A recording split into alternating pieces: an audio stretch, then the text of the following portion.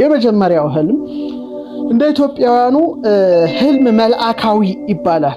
ህልም መልአካዊ የሚባል ህልም አይነት አለ። ይሄ እንግዲህ ህልም መልአካዊ የሚሉት ከመንፈሳዊ ፐርስፔክቲቭ ከመንፈሳዊ አስተውሎት ወይም እይታ ስናየው ቅዱስ መጽሐፍ ወይም ቅዱሳት መጻሕፍትን ያማከለ ህልም ብለን ማየት እንችላለን። ይሄ መልአካዊ ህልም ወይም ከላይ ከአምላክ የሚገለጽ ህልም ተብሎም ሊፈታ ይችላል። እንግዲህ በቅዱስ መጽሐፍ ላይ ህልምና ራእይ የእግዚአብሔር ስጦታዎች ናቸው። ይሄ ራሱ ተገልጿል። በተለይ ሐዋርያት ሥራ 2:17 ላይ ይመስለኛል ህልም ራእይ ብሎ ይጠቅሳልና እነዚህ ከአምላክ የሚሰጡ ስጦታዎች ናቸው። ስለዚህ አንዱ ስጦታ ነው። አንዱ ህልም ምንጭ ዲቫይን ሪቨሌሽን መለኮታዊ መገለጥ ከመለኮት የሚገለጽ እንበለው ከአምላክ የሚገለጽ ህልም መልአካዊ ይሉታል። እንግዲህ እነዚህ ብዙ መልኩ ማየት እንችላለን። አንደኛ ፕሮፌቲክ ድሪምሶች ልናይ እንችላለን። ትንቢታዊ ህልሞች ማየት ይሄ እንግዲህ ህልም መልአካዊ ከሚባለው ክፍል ነው። እንግዲህ በተለይ በጣም ስለ ህልም ሳነብ ከገረሙኝ ጥቅሶች መካከል የኢዮብ ጥቅስ ነው።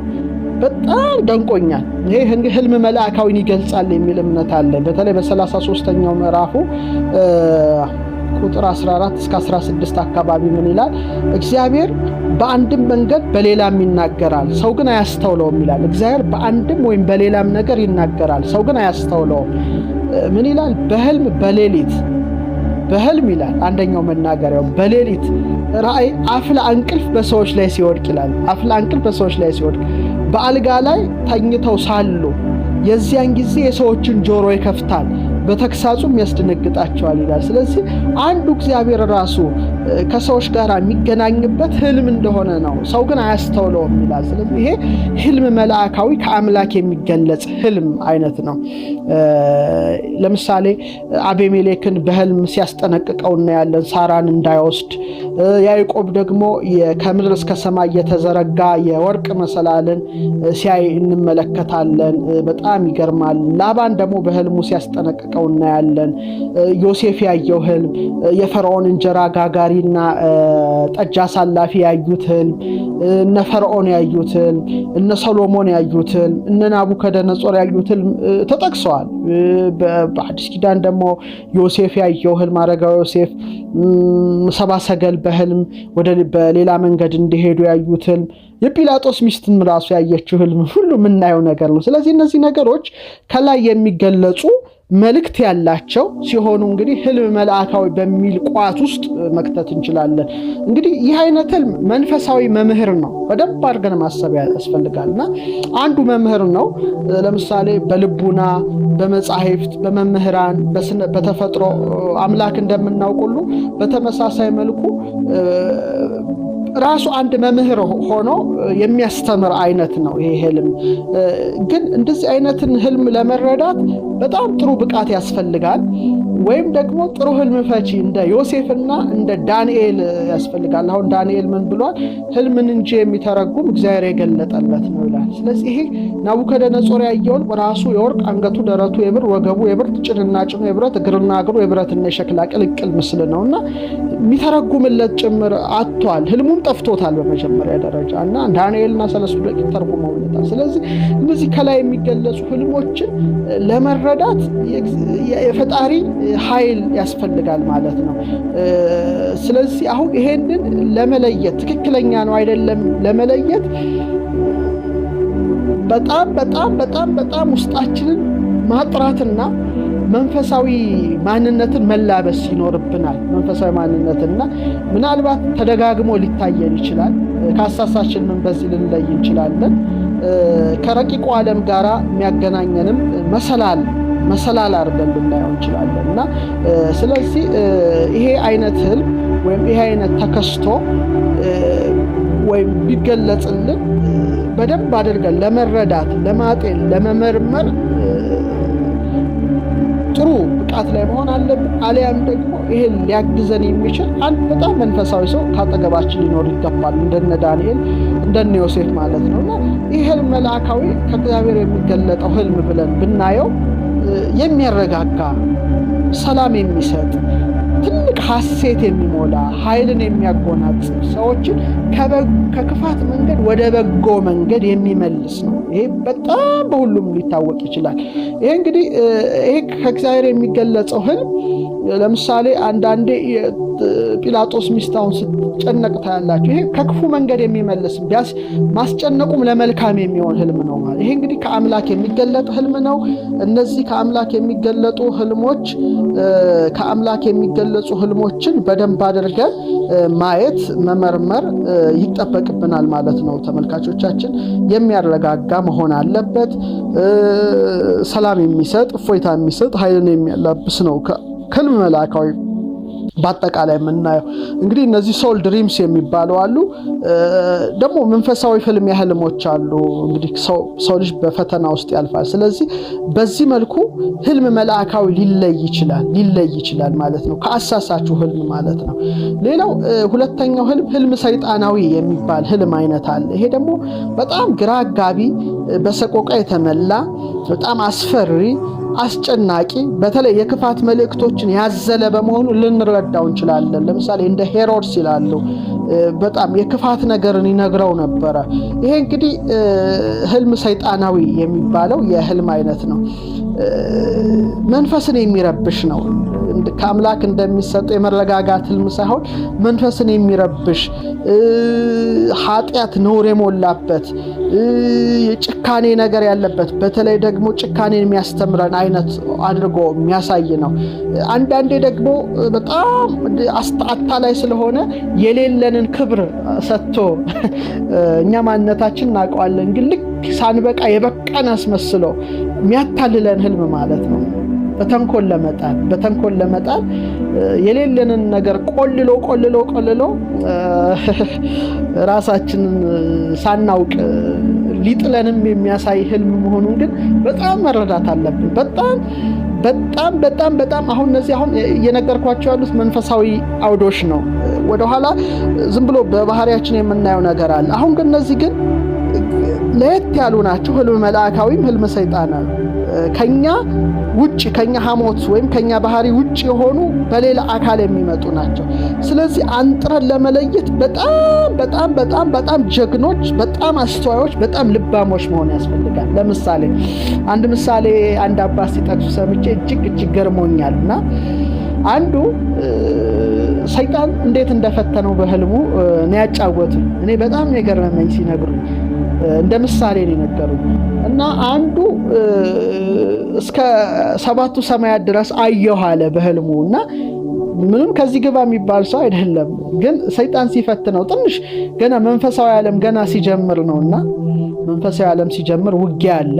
በተለይ እነዚህ መንፈሳዊ ውጊያዎችን ማሪሳቅን ማንበብ ፊልክስዩስን አረጋዊ መንፈሳዊ ለዚህ ተነትናሉ። እና በኋላ ይሄድና 3ቱን ሰማያት እንደነ ጳውሎስ ጎብኝቶ በህልሙ መጣ። በህልሙ ነው ያየው፣ ሌላ አካል አይደለም። እና ይሄድና ሮጦ ሄድና አባቴ ያላቸው፣ አቤት እኔ እኮ እዚህ ከምታየው ሰው ሁሉ የበለጥኩ የበቃሁ ነኝ አላቸውና ደንግጠው እንዴት ሆነው አሉት። አይ ዛሬ በህልሜ እስከ 3ኛው ሰማይ ድረስ ወጥቼ ያየው። አንተ ወጣየኸው ታዲያ የበቃሁ አይደለሁ አላቸው። አይ አልበቃህም ልጄ፣ ኃጢአት እንደውም በጣም ላይ ሰፍሯል አሉት። ተናዶ ሄደ፣ ተበሳጭቶ ሄደ። በሁለተኛው ቀን ምን ይመለከታል? የዓለም ውስጥ የሚሰራውን ኃጢአት ሁሉ ወለል አድርጎ አጅሮ ያሳየዋል። እየሮጠ ሄደ። አቤት አምላክ እንዴት ቻይ ነው! አቤት እንዴት ቻይ ነው! እኔ ህጉን የጠበቅኩ ነኝ። ሌላው ዓለምም አቤት የሚሰራው ኃጢአት እንደው አምላክ እንዴት ቻይ ነው! እኔ በቅቻለሁ። የሌላውን ኃጢአት ለይቼ አንጥረው ያውቀዋለሁ በህልሜ ያላቸው። እሳቸው ግን አስተዋይ ስለሆኑ የሰይጣን ፈተና መሆኑን አውቀዋል። አይ ኃጢአት ብሶብሃል እንጂ አልተሻለህም፣ ይሄማ የብቃት ምልክት አይደለም አሉት። ሶስተኛ ምን አላቸው? ርግብ መታ ላይ ስታርፍ በህልም አየሁ ይላቸዋል። ልክ እንደነ ባስሊዮስ አሁን ሲያስተምሩ ርግብ መታ ታርፍባቸው ነበር ይላልና እኔ እንደነ ባስሊዮስ ርግብ መታ ታርፋብኛለች በህልሜ፣ ከሌላው የበቃው ነኝ አላቸው። ጣውላ እንጨት መስላሃት ሊሆን ይችላል እንጂ ርግብማ አንተ ላይ በህልም አታርፍም አሉ። ተበሳጭቶ ሄደ። በአራተኛው ግን ከልጅነት እስከ ዕውቀት የሰራው ኃጢያቱ ተገለጸለትና በጣም አዝኖ መቼም ሁላችንም ኃጢያታችን ብናይ እንደነግጣለን። ያው እንደ መስታወት ወይም ትልቅ ስክሪን ሆኖ የእያንዳንዳችን ህይወት በድብቅ የሰራነው ነገር ግልጽ ተደርጎ ቢታይ ምን ያህል እንደምንሸበር ታውቃላችሁና አምላክ ሁላችንም በደል መሸፈኑ በጣም እናመሰግናለን። እና ከልጅነት እስከ ዕውቀት የሰራው ኃጢያቱ ታየውና በጣም እያዘነ እየለቀሰ ሄዶ በጣም አባቴ በጣም ዛሬ ያየሁትን በጣም ያሳዝናል። ምን አየህ ልጅ ያሉት ከልጅነት እስከ ዕውቀት የሰራው ኃጢያቴ ታየኝ ብሎ ሲነግራቸው ልጅ አሁን ገና በቅተሃል ብለውታልና ብቃት ማለት ሰውን መወንጀል ራስን ከባድ አድርጎ ሌላው ማዋረድ ሳይሆን ትሕትናን መላበስ እና የራስን ኃጢያት መመልከት ነው ብለው አስተምረውታል ይባላል። ስለዚህ እዚህ ላይ ነው በጣም መጠንቀቃል። ሰይጣን ሲፈልግ ራሱ ይለዋውጣል። አንዳንዴ ግራጋቢ አስፈሪ ጭንቀት ያለው እንደ ሄሮድስ የክፋት መልእክት ያዘለ ህልም ሊያሳይ ይችላል። ሁለተኛ ደግሞ የሌለንን ነገር ሰጥቶ የሌለንን ክብር አድርጎ አስመስሎ እንድንታበይ በትዕቢት ሊጥለን ሊያሳየን ይችላል። ስለዚህ ቢዋይስ በጣም እንደባብ ልባሞች መሆን እዚህ ላይ ያስፈልጋልና ብልሰው አይወድቅም አይታለልም።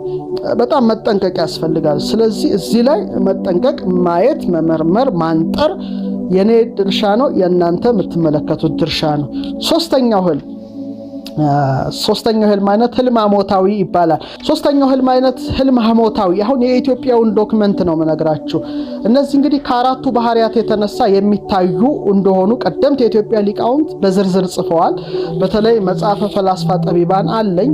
እሱ በጣም የሚገርመኝ በግዕዝ የተጻፈ ዶክመንት ነውና እዛ ላይ ከአራት ነገሮች የተነሳ ህልም ይታያል ይላል። ደም፣ በልቀም፣ ሳፍራ፣ ሳውዳ ይላል። ግዕዙ እንዲህ ይላል። ህልሞች አለ ከነዚህ አራቱ ባህሪያት ይወለዳሉ ይላል። ወሶበ ያንሳስ ደም በውስተ ስጋ ዝውቱ ጠባይ ደማዊ ይሬኢ በነዋሙ ግብረ ሰናይ ወመስተፍሲሂ ዋዲ ይሬኢ ህብራተ ቀያተ ወጻተ ደምሂ ይላል። ወሶበ አንሳይሳ ሳፍራ ዝውቱ ጠባይ እሳታዊ ይሬኢ ተጋዞተ ዋጽባይተ ወእሳተ ወህብራተ ብዙሃ እያለ ይቀጥላል። ወደ አማርኛ እንመልሰው መሰለኝ። ይሄ እንግዲህ በግዕዝ የተጻፈ መጽሐፈ ፈላስፋ ጠቢባን የሚል አንድ መጽሐፍ ላይ ነው ያገኘሁት። መጽሐፉ ስላለኝ እዛ ላይ ያለውን እንደወረደ ልንገራችሁ። እዛ ላይ ምን ይላል? ህልሞች ግን የሚገኙት ከአራቱ ጠባያት መቀላቀል የተነሳ ነው ይላል። እሳትነታችን፣ ውሃነታችን፣ ነፋስነታችን፣ መሬትነታችን ለማለት ነው። ይኸውም ይላል የደማዊ ባህሪ የሆነው ደም የሚባለው ስጋችን ውስጥ በጣም ሲነሳሳ ወይም ሲመላለስ ሰው ሲተኛ ምናልባት መልካም ስራዎችን፣ አስደሳች ነገሮችን ሊያይ ይችላል። አንዳንዴ በህልሙ በጣም ቀያይ ህብራተ ቀለማትን ሊያይ ይችላል። ደም ከሰውነቱ ሲወጣ ሲፈስ ሊያይ ይችላል። ይህ እንግዲህ ደም የሚባለው የአንድ ደማዊ ባህሪው ሲጸናበት ወይም ሲመላለስበት ወይም ሲነሳሳበት የሚያሳየው ህልም ነው ብሎ ይጽፋል። ስለዚህ ትንሽ ማብራሪያ ልሰጥ እችላለሁ በኋላ። ሌላ እሳታዊ ባህሪ የሆነውን ምን ይላል? ሳፍራ ይለዋል፣ ይገልጽና ሳፍራ በስጋችን ውስጥ ሲመላለስ ይላል ሲነሳሳ ሰው ተኝቶ በህልሙ ጠብ ክርክር ላይ ይችላል፣ ጦርነት ላይ ይችላል፣ እሳት ላይ ይችላል፣ ብዙ መብራቶች ላይ ይችላል። መባረቅ ብልጭ ሲሉ ነጎድጓድ ገገግ ሲል መብረቆች ብልጭ ሲሉ ያል ይሄ እንግዲህ እሳታማ ባህሪው የሆነው ሳፍራ በስጋ ውስጥ በሚመላለስበት በሚነሳሳበት ጊዜ እነዚህ ነገሮች ያል ይላል። ይቀጥልና ዳግመኛም ይላል ይቀጥላል። በፀሐይ ውስጥ በሳለ መታጠቢያ ቤት ውስጥ ፍልውሃ ላይ ይችላል። ሲታጠብ በተለይ ግን ፍልውሃ ውስጥ ገብቶ ላይ ይችላል። ይሄ እንግዲህ የሳፍራ የሚባለው እሳታማ ባህሪ ሲነሳሳ የሚያሳየው ነው ይላል። ይህ ፍልስፍና መጽሐፍ በመቀጠል በልቀም የተባለው የውሃዊ ባህሪያችን የውሃው ባህሪ በሚነሳሳበት በሚመላለስበት ጊዜ ሰው በህልሙ ባህር ላይ ይችላል፣ ወንዞችን ላይ ይችላል፣ በረዶ ላይ ይችላል፣ ዝናብ ዶፉ ጎርፉን ላይ ይችላል፣ ውርጭ ላይ ይችላል፣ ውሃ ሲጠጣ ላይ ይችላል። እንግዲህ ይሄ እንግዲህ በልቀም የሚባለው የውሃ ባህሪ ሲመላለስ ነው። የመጨረሻው ሳውዳ የሚባለው ደግሞ መሬታዊ ባህሪ ሲመላለስበት ይላል መጽሐፈ ፈላስፋ ጠቢባን። ጨለማን ሊያይ ይችላል። ይሄ ደግሞ ትንሽ ከመሬት ጋር ይያያዛል። ሙታንን ሊያይ ይችላል። የሞቱ ሰዎች በድንገት ያለፉትን ሰዎች ሊያሳየው ይችላል። መቃብራት ቦታ ሊያሳየው ይችላል። የሐዘን ስርዓት፣ የለቅሶ ስርዓት፣ የሆነ የሐዘን ልብሶችን ሊያይ ይችላልና ይሄ ደግሞ ይሄን ሲያይ ደግሞ ሰውየው ወደ እርሱ ይላል ይበው ፍርሃት ወራድ፣ ፍርሃትና ረዓድ ይገባል ይላል። አሁን እንግዲህ እነዚህ አራቱ ሳፍራ፣ ሳውዳ፣ ደም በልቀም የሚባሉ ከአራቱ ባህሪያት የሚመነጩ አራቱ ህልም ሐሞታዊ የሚባሉ ነገሮች በሰውነታችን ውስጥ በሚነሳሱበት ጊዜ እነዛን ህብራትን ያሳየናል ብሎ ይሄ መጽሐፍ ያስቀምጣል። ይህ እንግዲህ ከእግዚአብሔርም አይደለም ከሰይጣንም አይደለም። ህልም መልአካዊ አይደለም፣ ህልም ሰይጣናዊ አይደለም። በጣም መጠንቀቅ ያስፈልጋል። ብቻ ከተገነባንባቸው ውቅሮች የሚመጣ ነው እና አንድ ቅዱስ መጽሐፍ ጥቅስ ሳነብ በጣም ገርሞኛል። ኢሳይያስ 29:8 ላይ አንቡ ምን ይላል? ተርቦም እንደሚያልፍ ሰው ይሆናል ይላል። ተርቦ እንደሚያልም ሰው። አሁን የራበው ሰው ህልም ሲያይ ምን ይላል? በህልሙም ይበላል ይላል። ርቦታል። በህልሙ ሲበላ ጮማ ሲቆርጥ ጠጁን ሲጨልጥ፣ ነገር ግን ይነቃል፣ ሰውነቱ ግን ባዶ ነው። ተጠምቶም እንደሚያልም ሰው ይሆናል። በህልሙም እነሆ ይጠጣል፣ ነገር ግን ይነቃል፣ እነሆም ይዝላል፣ ሰውነቱ አምሮታል ይላል። ስለዚህ ሰዎች በሚያምራቸው ነገር በመብል በመጠጥ ጊዜ እነዚህ ባህሪያቶቹ ሲያይሉበት፣ ምኞቱ ሲያይልበት ከነዚህ ሐሞታት ተዋቅሮ ጋራ እነዚህ ህልሞች በተለያየ ህብር ይገለጻሉ የሚል ፈላስፋ ጠቢባን ከኢትዮጵያው ዶክመንት ብራናው ላይ ካለው ይሄንን አንብቤላቸዋለሁ። እንደውም ሰዎች የሚያስቡትን ነው የሚያሳየው ይላል። የሚያስቡትን የሚመኙትን። እንደውም አንዱ ምን ይባላል? ሹመት ይመኝ ነበር ይላል። መሪ ለመሆን ይመኛልና በህልሙ እንግዲህ ምኞቱን ነው የሚያየውና በህልሙ ዘውድ ጭኖ ነጭ ፈረስ ላይ ተቀምጦ መጎናጸፊያ ተጎናጽፎ ጦር ሰራዊት አጅቦት በህልሙ ያለ እንግዲህ ስለ መንግስት ስለሚያስብ የሚያስበው ለምሳሌ ኮምፒውተር ላይ ያሉ ስለ ኮምፒውተር ላይ ይችላሉ፣ ሯጮች ሲሮጡ ላይ ይችላሉ፣ ሼፎች ስለ ምግብ ላይ ይችላሉ። ይሄ እንግዲህ ቀን ውሎውን ነው የሚያስቡት ያሳያቸዋልና ካባ ለብሶ ዘውድ ደፍቶ ጦር ሰራዊት አጅቦት ያይና ጓደኛው ጋር ሄድና ጓዴ ያለው አቤት ተለያየን፣ እናንተ ተለያየን ከዚህ በኋላ በቃን አለው። ደንግጦ ጓደኛው እንዴ ምን ሆንክ ጓዴ ያለው ህልም አየሁ አለው። ምን አየ? ነጭ ፈረስ ላይ ተቀምጬ መጎናጸፊያ ተጎናጽፌ ዘውድ ደፍቼ ጦር ሰራዊት አጅቦኝ አየሁ። ልነክስ ስለሆነ ካንተ ጋር ያለን ደረጃ ተራርቀናል አለው። ግን ጓደኛው ተንኮለኛ ነው። አናደደው። ምን አለው? አይ ጓዴ ፈረስ እኮ ሞት ነው ልትሞት ነው መሰለኝ አለው። እና በጣም ደነገጠና እንዴ አጅቦኝ የሚሄደው ጦር ሰራዊት አለው። ይሄማ ሊቀብርህ የሚጓዘው የድሩ ህዝብ ነው አለ። ተናደደና አለ ፈረሱ ላይ አልቀረውም ዱብ አልኳል። ይሄማ ስትቀበር ነው አለ። በጣም ይበሳጭና ዱብ ብዬ አልቀረሁም እንጣጥ አልኳል። ነፍስ ወደ ሰማይ ስትወጣ ነው አለ። እና ተበሳጨና ጭራሽ ህልም አላየሁም አለ። ይሄ ይሻላል ማለት ነው። እና አይነት ነገሮች አሉ። ሰው የሚያስበውን የሚመኘውን ሊያሳዩት ይችላሉ እነዚህ ባህሪያቶቹ ማለት ነው።